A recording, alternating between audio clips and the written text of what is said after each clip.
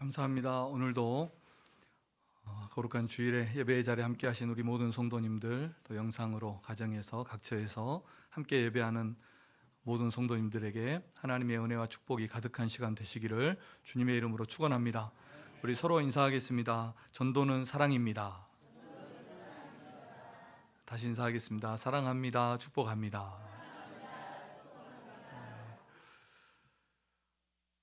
지난주에는 전도에 있어서 기도의 중요성을 우리가 살펴보았습니다.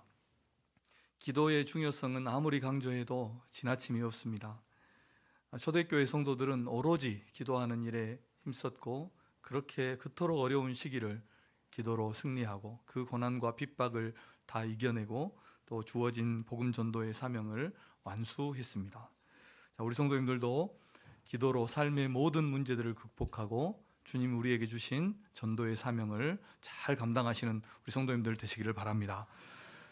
전도에 있어서 이 기도의 중요성을 우리가 살펴보았다면 그 다음으로 중요한 것은 무엇일까? 그래서 오늘은 우리가 전도하기 위해서 기도하고 이제 가는 문제에 대해서 생각해 보겠습니다. 오늘 본문에는 두 가지 기적이 나옵니다. 언뜻 보면 하나는 루다라는 지역에서 중풍병으로 8년을 누워있던 애니야라는 사람이, 남자입니다, 고침을 받은 그 사건이 있었고, 욥바라는 곳에서 다비다라 하는 여제자가 죽었다 살아난 이 두 기적이 본문에 나와 있습니다. 지금이라도 이런 기적이, 가시적인 기적과 이적이 나타난다면 누가 전도 못하겠습니까? 가서 데려오려고 하지 않아도 사람들은 교회로 몰려올 것입니다. 중풍병자가 일어나고 죽은 자가 살아나는데 전도하지 않아도 전도가 되지 않겠습니까? 그런데 오늘날은 이런 기적이 표면적으로는 나타나지 않는 것 같습니다. 베드로와 같은 사도, 오늘 본문에 같은 이런 기적과 이사들이 없기 때문에 우리가 전도할 수 없을까? 또 그렇지는 않습니다. 우리가 어떻게 전도해야 될까? 오늘과 같은 본문들을 보면 성경에는 이런 말씀들이 많이 있기 때문에 우리가 이 기적과 이사라는 이 컨텐츠가 너무 커서 다른 것을, 그 배경을 보지 못하는 이런 잘못을 우리가 범하게 됩니다. 그런데 우리는 그 기적 이면에 있는, 그 기적이 일어나기 전에 베드로가 어떻게 행했는가를 먼저 살펴볼 수 있는 그런 눈이 있어야 됩니다. 베드로는 어떻게 했습니까? 그가 모든 곳을 두루 다니며 전도하는 일을 했습니다. 사방으로 두루 다녔다고 오늘 32절은 그렇게 말씀하고 있습니다. 32절을 다시 한번 보시면 함께 읽겠습니다. 시작. 그때 베드로가 사방으로 두루 다니다가 루다에 사는 성도들에게도 내려갔더니. 아멘. 그러니까 이적과 기사도 베드로가 그곳에 갔기 때문에 일어났다는 것을 우리는 알 수 있습니다. 본문에 나오는 지명들이 있어요. 루다, 사론, 욥바, 그리고 그 이후에 말씀하신 가이사랴, 이런 지명들이 나오는데 수도 예루살렘이 아니라 그 다 주변 지역들입니다. 변방이고 사람들이 잘 많이 순회하지 않는 곳, 또 이방인들이 섞여 살고 있는 곳, 이런 곳들을 지금 베드로가 두루 다니면서 전도를 했다는, 복음을 전했다는 것입니다. 그리고 오늘 본문의 두 사건도 그런 과정에서, 순회 전도하는 과정에서 일어난 어떤 대표적인 두 가지 사건이었다는 것입니다. 또한 이 두 사람이 고침받은 사건들을 우리가 오늘 본문을 자세히 읽어보면 하나님께서 고치시기로 작정한 사람이었습니다. 살리시기로 이미 예정되어 있던 그런 사람들을 살리셨다는 것을 우리가 알 수 있습니다. 그래서 다시 말하면 베드로나 어떤 사도들이 어떤 지역에 딱 가서 전도했을 때 기적이 딱 일어나서 전도가 그냥 되고 쉽게 되고 사람들이 막 몰려와서 교회를 이루고 그러지 않았다는 것입니다. 베드로가 사방으로 두루 다니며 복음을 전할 때 하나님께서 그 중에서 고치실 자, 살리실 자, 구원받을 자를 택하셔서 그 사람들을 통해서 많은 사람들이 주님께 나오게 했다는 것이 오늘 본문의 주요 내용인 것입니다. 한마디로 전도는 그냥 되지 않는다는 것입니다. 가야 된다는 것입니다. 갔기 때문에 그곳에서 고침도 받고 구원 얻을 자도, 살아날 자들도 있었다는 것입니다. 자, 우리가 무엇 때문에 이 두루 다니면서 전도를 해야 될까요? 그것은 이 전도가 주님의 명령이기 때문이기도 하지만 이 땅 끝까지 복음을 전하는 것이 하나님의 뜻이고 하나님의 계획이기 때문에 우리는 베드로처럼 두루 다니면서 복음을 전하는 성도가 되어야 하는 것입니다. 하나님은 모든 사람이 구원받기를 원하세요. 이 천국 복음이 세상의 모든 나라와 민족에 전파되기를 원하시는 겁니다. 그래서 예수님은 제자들을 보내시면서 만민에게 복음을 전하라 하셨고, 사도행전에 보면 성령이 임하시면 너희가 온 유대와 사마리아와 땅끝까지 이르러 내 증인이 될 것이다, 이렇게 말씀을 하신 것입니다. 이것이 하나님의 전도의 계획이고 하나님의 뜻이었다는 것입니다. 자, 우리는 이 하나님의 꿈이 나의 꿈이 되도록 기도하고 그리고 전도하는 우리 성도와 교회가 되어야 할 줄로 믿습니다. 그런데 우리가 알고 있듯이 예루살렘은 크게 부흥했지만 사실 예루살렘에 머물고 있었어요. 예루살렘에 머물고. 그런데 스데반의 순교를 기점으로 해서 예루살렘에 큰 박해가 일어나고 그 성도들이 뿔뿔이 온 유대 또 사마리아 그리고 그 여러 세계로 흩어져서 그곳에서 복음을 전한 것입니다. 예루살렘 교회가 초기에 이렇게 폭발적으로 부흥한 것은 그들을 온 세계에 보내셔서 그곳에 복음을 전하고 세상 모든 민족을 구원하시려는 하나님의 크신 계획이었다는 것을 우리는 알 수 있는 것입니다. 그래서 오늘 본문의 베드로도 이제 그 예루살렘을 고집하고 예루살렘에 머문 것이 아니라 그 예루살렘의 주변 지역들, 서쪽 지역들, 그곳을 두루 다니면서 룻다와 사론 그리고 요파 지역에까지 복음을 전하는 그런 순종을 보인 것입니다. 땅끝까지 이르러서 복음을 전하는 것이 하나님의 뜻이라면 우리는 마땅히 전도해야 됩니다. 그렇다면 우리에게 땅끝은 어디일까요? 정말 선교사님들처럼 다른 나라를 가는 것일까요? 땅끝을 가야 되는 것일까요? 그것도 선교입니다. 인생의 한 1, 2년 정도는 하나님의 선교를 감당해도 참 은혜스러운 삶이 될 겁니다. 우리가 그것도 선교지만, 그러나 우리 성도들의 땅끝은 첫째는 하나님이 보내시는 곳이고 우리와 관계된 모든 사람들이 우리의 땅끝이라는 것을 우리가 기억해야 됩니다. 그래서 우리는 우리의 가족과 친척, 친구와 이웃, 우리가 갈 수 있는, 우리 발이 닿는 그 모든 곳에 복음을 전하는 성도들이 되어야 할 줄로 믿습니다. 이것이 우리의 사명인 것입니다. 이것이 하나님께서 나를 구원하시고 나를 부르신 이유인 것입니다. 나를 통해서 우리 가족이 구원을 받고 나를 통해서 죽어가는 영혼들이 구원을 얻는다면 이것만큼 복되고 영광스러운 일이 없는 것입니다. 얼마나 귀한 일입니까? 전도서 다니엘서 12장 3절에 보면 이런 말씀이 있습니다. 지혜 있는 자는 궁창의 빛과 같이 빛날 것이요 많은 사람을 옳은 대로 돌아오게 한 자는 별과 같이 영원토록 빛나리라, 이렇게 말씀했습니다. 많은 사람을 옳은 대로 구원의 길로 돌아오게 한 사람은 별과 같이 영원토록 빛난다는 것입니다. 로마서 14장 18절은 이렇게 말씀합니다. 함께 읽어보겠습니다. 시작. 이로써 그리스도를 섬기는 자는 하나님을 기쁘시게 하며 사람에게도 칭찬을 받느니라. 아멘. 우리가 하나님을 기쁘시게 하고 하나님의 원하시는 그런 삶을 산다면 하나님께도 기쁨이 되고 사람에게도 칭찬을 받게 되는 것입니다. 하나님께 순종하고 그 말씀에 순종하고 그 사명을 위해서 살아갈 때 하나님은 우리 인생에 축복을 내려주실 줄로 믿습니다. 별과 같이 영원토록 빛나게 하시고 우리의 삶에도, 우리의 인생에도 하나님의 커다란 축복을 부어주시는 겁니다. 신명기 28장 우리가 잘 아는 말씀이죠. 그 말씀에는 전제가 있습니다. 너희가 여호와를 경외하고 그의 말씀을 지켜 행하면, 다시 바꾸어서 말하면 그가 우리에게 주신 사명을 우리가 완수하면, 그 사명을 위해서 살아가면 그 성경에 예언된 그 기록된 축복들을 우리에게 주신다는 것입니다.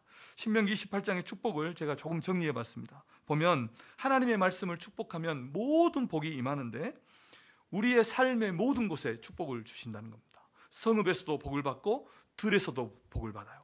들어와도 복을 받고 나가도 복을 받는다고 말씀하고 있습니다. 삶의 모든 현장 가운데 하나님의 축복이 임하는 것입니다. 그리고 우리와 관계된 사람들, 집안의 가축들까지도 하나님의 복을 받는다고 말씀합니다. 자녀들, 토지의 소산, 그리고 짐승의 새끼가 복을 받는다는 겁니다. 심지어 집안에 있는 물건들도 복을 받아요. 광주리, 떡 반죽 그릇까지도 복을 받는다고 말씀하고 있습니다. 하나님의 축복이 하나님의 말씀에 순종하는 자에게 어떻게 임하는가를 말씀해 주는 겁니다. 대적이 그 나라를 치러 오는데 대적들이 그 앞에서 패하고 도망가는데 한 길로 왔다가 몇 길로 도망가요? 7길로 도망가요. 한 길로 왔다가 7길로 도망가요. 하나님이 우리를 도우시면 어떻게 되는가를 보십시오. 7길로 도망간다는 건 적들이 뿔뿔이 흩어져 버린다. 다시는 침략할 엄두를 내지 못하도록 완전히 도망가. 하나님이 도우실 때 이렇게 되는 것입니다. 형통의 복을 주시는데 창고와 손으로 하는 모든 일에 축복을 주신다고 말씀하고 있습니다. 땅의 모든 백성들이 너를 복되다고 말하고 너를 두려워할 것이라고 그렇게 말씀합니다. 하늘은 때를 따라 비를 내려주신대요.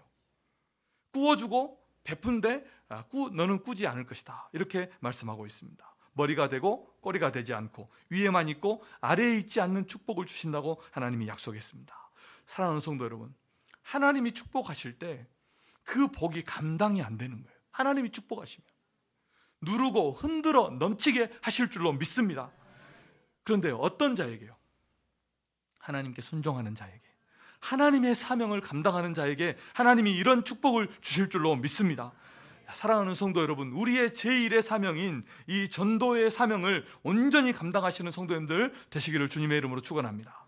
우리가 하나님의 뜻을 위해 살면 하나님께서 우리의 뜻을 이루어 주실 겁니다.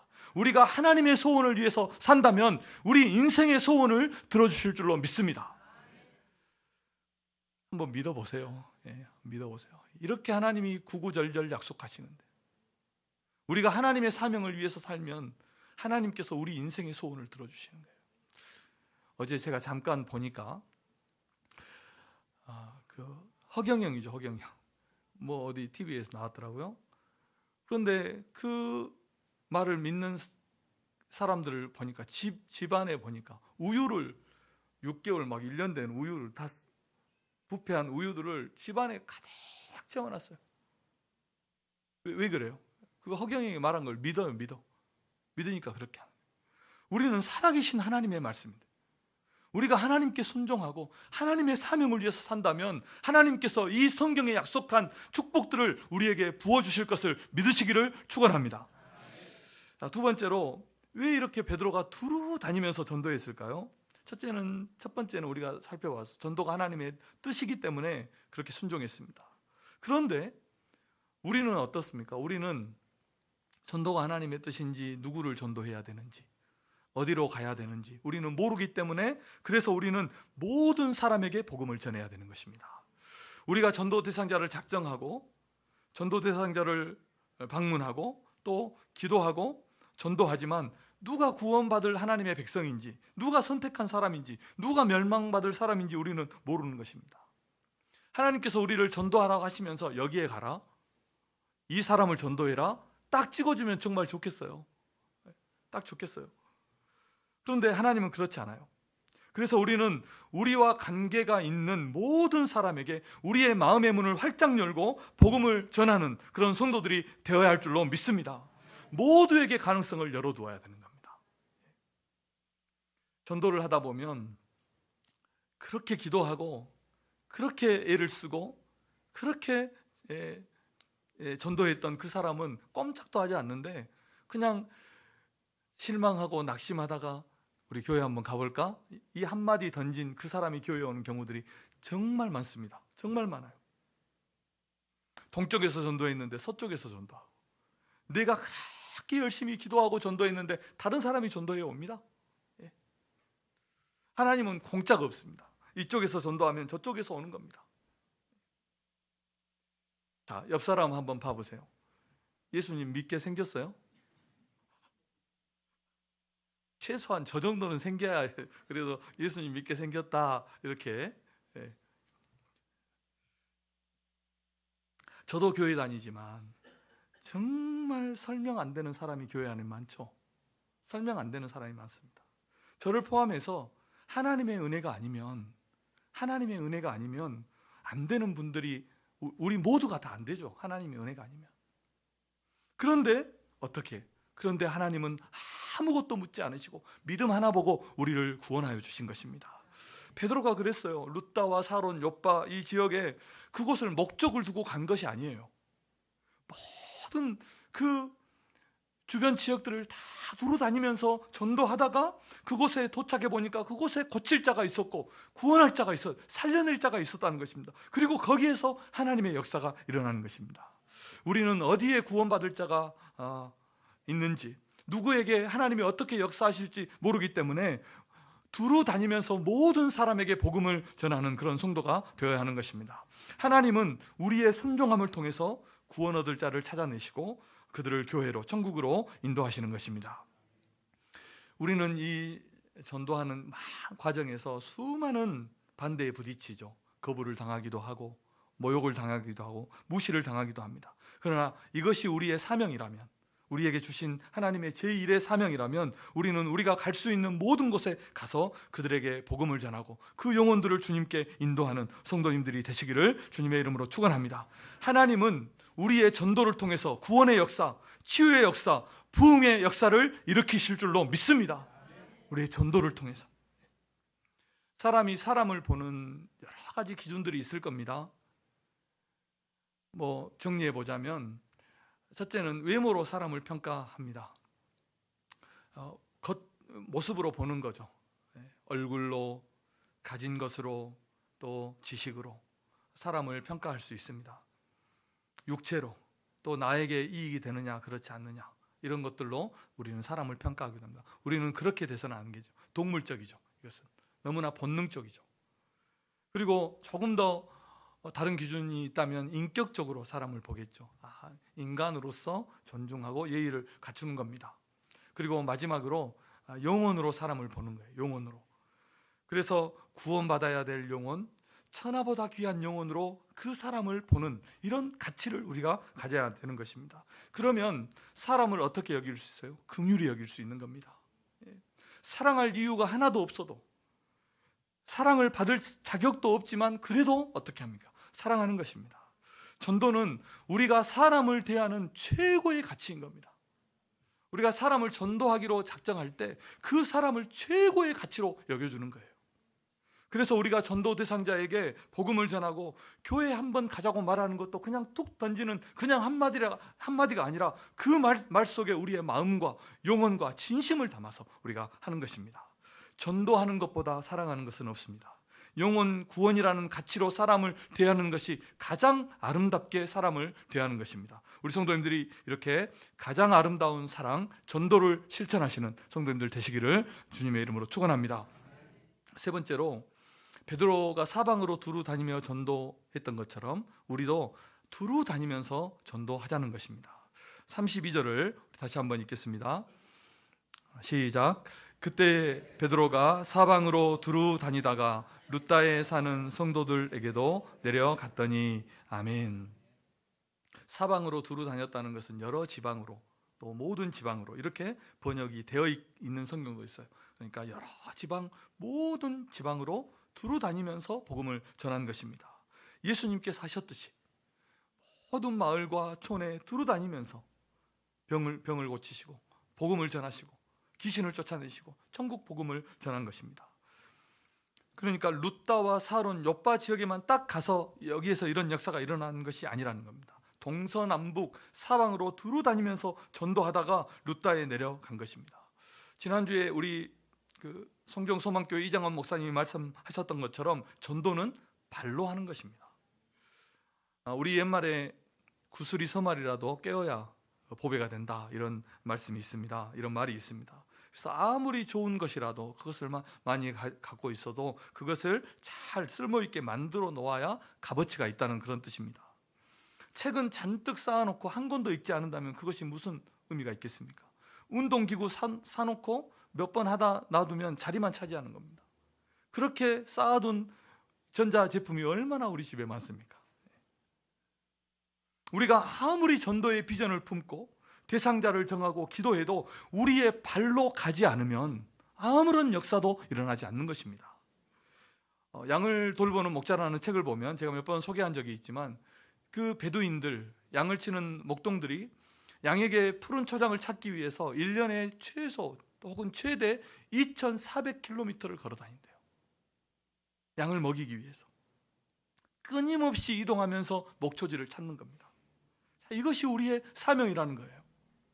사랑하는 성도 여러분, 우리가 하나님께서 주신 사명에 순종하되, 하나님이 주신 말씀에 순종하되, 특별히 가는 순종을 하시는 성도님들 되시기를 바랍니다.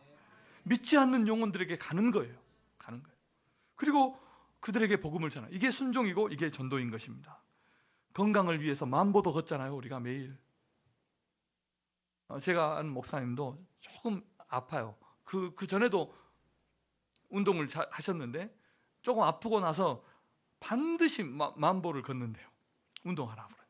건강을 위해서도 우리가 걷는데, 하나님의 사명 감당하기 위해서, 하나님의 축복을 받기 위해서 우리가 이 걷는 순종을 해야 되는 것입니다. 걸어가는 순종을 해야 되는 것입니다. 이사야서의 말씀을 인용하면서 사도 바울이 말한 말씀이 있습니다. 로마서 10장 14절 15절입니다. 함께 읽겠습니다. 시작. 그런즉 그들이 믿지 아니하는 일을 어찌 부르리요, 듣지도 못한 일을 어찌 믿으리요, 전파하는 자가 없이 어찌 들으리요, 보내심을 받지 아니하였으면 어찌 전파하리요. 기록된 바 아름답도다 좋은 소식을 전하는 자들의 발이여 함과 같으니라. 아멘. 믿지 않는 자를 부를 수 없고, 듣지 못한 사람을 믿을 수 없고, 전해주는 자가 없으면 들을 수가 없다는 겁니다. 우리가 복음을 전하지 않으면 그들은 복음을 들을 수가 없는 겁니다.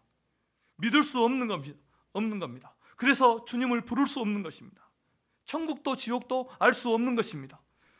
그 기회도 얻지 못하는 것입니다. 주님께서 우리를 부르셨고 우리를 보내셨음을 우리가 믿는다면 우리는 나아가서 복음을 전하는, 그 전도 대상자에게 가서 주님을 전하는 그런 신실한 주의 종들이 되어야 할 줄로 믿습니다. 이 로마서, 이사야 말씀을 인용한 로마서 말씀을 보십시오. 좋은 소식을 전하는 입술도 아니고 얼굴도 아니고 손도 아니고 발이 아름답대요. 좋은 소식을 전하는 발이 아름답대요. 어머니의 그 울긋불긋한 그 손이 아름다운 것처럼 복음을 전하는 자들의 발이 아름답대요. 하나님이 이 전도하는 것을 얼마나 귀하게 여기시는가를 우리가 보십시오. 아마 그 영혼을 또 받들고 있는 겁니다. 전도하는 것보다, 영혼을 살리는 것보다 더 소중한 일이 어디에 있겠습니까? 전도는 가는 것으로부터 시작되는 것입니다. 전도는 발로 하는 것입니다. 그리고 좋은 소식을 전하는 발, 그가 걸어가는 길, 그가 살아가는 그 삶은, 그 인생은 아름다운 인생이 될 줄로 믿습니다. 하나님이 귀하게 여기시는.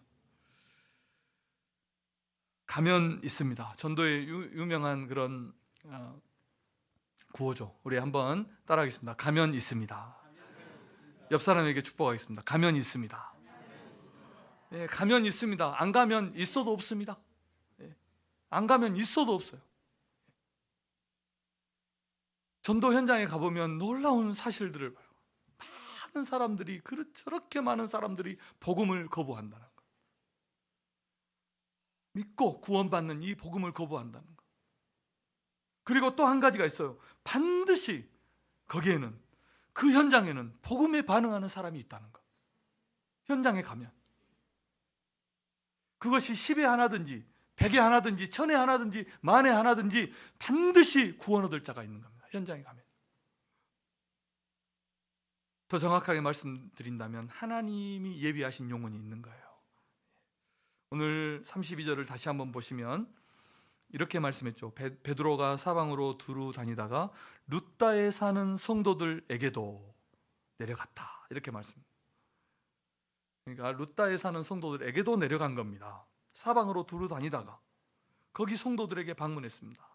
어쩌면 성도들을 돌아보는 것도 있고 조금 쉬려는 것도 있었을 것이고, 그런데 거기에서 애니아라는 사람을 만났고 그는 중풍병으로 8년째 누워 있었던 사람이었습니다. 베드로는 그를 위해서 기도했고 하나님은 그를 고치셨습니다. 그리고 이것을 본 많은 그 룻다와 사론에 사는 사람들이, 그 영혼들이 하나님 앞으로 돌아왔다는 것입니다.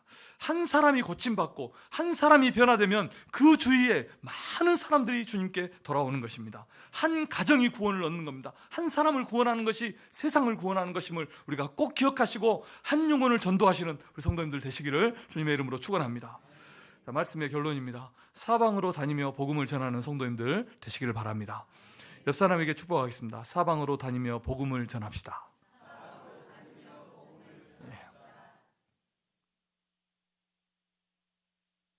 오늘 찬양 예배 때 설교 중에 나와요. 두루 다니며 남의 이야기를 하지 말고 두루 다니며 복음을 전하는 성도님들 되시길 바랍니다. 베드로가 룻다에 있는데 욥바에서 성도들이 베드로를 불렀습니다. 그 이유는 다비다라고 하는 여자 제자가 있었는데 그 제자가 죽은 겁니다. 구제와 선행을 많이 했는데 그 구제를 받은 사람들이 너무나 안타까워서 베드로를 가까운 데 있으니까 베드로를 오도록 한 겁니다. 베드로가 갔습니다. 가서 죽어있는 그 다비다를 향해서 기도해서 그를 살림을 받은 것입니다. 하나님은 죽은 자를 살려서라도 구원 얻을 자를 구원하시는 것입니다. 우리가 할 일은 순종해서 가는 것입니다. 가서 복음을 전하고 연약한 자들을 위해서 기도하면 되는 것입니다. 그러면 역사는 하나님이 이루실 줄로 믿습니다. 한 권사님이 전도축제 할 때마다 전도에 대해서 찬양 예배 때 설교하면서 했던 예화입니다. 어떤 권사님이 큰 교회들은 막 수백 명씩 전도하는 분들이 계시죠. 매년 100명 이상씩 이렇게 전도를 하니까 그 인터뷰를 했어요. 어떻게 그렇게 전도를 잘하십니까? 물으니까 권사님이 모른대요. 나는 어떻게 그렇게 잘하는지 모른다. 그래서 질문을 바꿨어요. 권사님은 전도하기 위해서 어떻게 행하십니까? 물어봤어요. 그러니까 새벽 기도 또 다른 기도회가 있으면 반드시 나가서 기도를 한대요. 어떤 기도를? 전도 대상자를 위해서 기도하는 겁니다. 그리고 전도하러 가기 전에 전도하러 가서 전도하는 시간만큼 기도하고 간대요. 1시간 전도하면 1시간 기도한대요.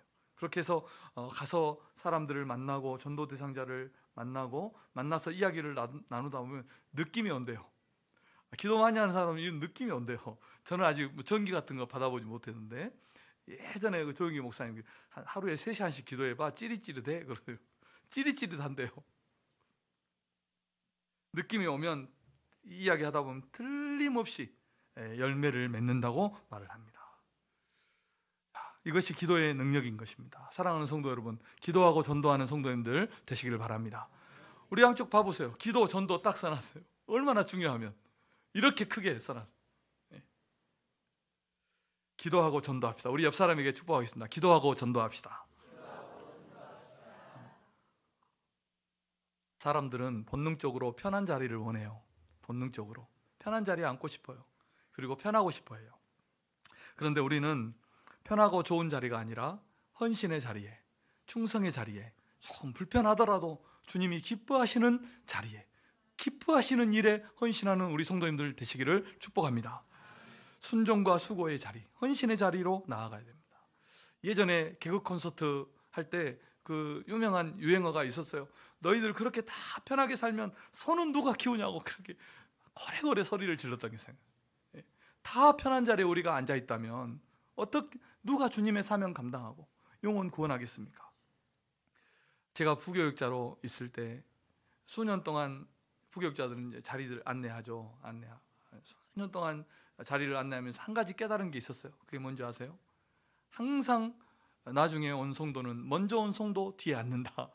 이 단순한 진리를 제가 수십 년 부교육자 생활하고 하나 깨달았어요. 항상 나중에 온 성도는 먼저 온 성도 뒤에 앉는다. 그렇지 않은 경우도 있긴 해요. 자기 자리 찾아서 앞으로 오시는 분도 있어요. 그래서 먼저 믿은 우리 성도들이 주님 앞에 더 가까이 나아가야 할 줄로 믿습니다. 그래야 나중에 온 성도들이 그 뒤를 채우는 것입니다. 사랑하는 성도 여러분, 동서남북 사방으로 두루 다니면서 주의 복음을 전하는 신실한 주의 일꾼들 되시기를 주님의 이름으로 축원합니다. 기도하겠습니다. 하나님 아버지 감사합니다. 우리에게 영혼을 사랑하는 마음을 주시고 영혼 구령의 열정을 부어 주시옵소서. 교회 가운데 구원의 역사와 부흥의 불길이 타오르게 하여 주시옵소서. 모든 성도들이 하나님께서 우리를 보내신 땅끝으로 가서 우리와 관계에 있는 그 모든 사람들에게 복음을 전하고 죽어가는 영혼들을 구원하게 하여 주시옵소서. 그래서 이 예배당이 가득 차고 하나님께 영광 올려드리는 그런 우리 교회가 되고 성도들이 되게 하여 주시옵소서. 우리의 전도 현장에서 죽은 자가 살아나고 병든 자가 고침을 받고 몸과 영혼에 묶인 것들이 풀어지는 기적의 역사가 일어나게 하여 주시옵소서. 주님의 복음이 흑강하게 되어서 하나님의 교회가 차고 넘치는 역사가 있게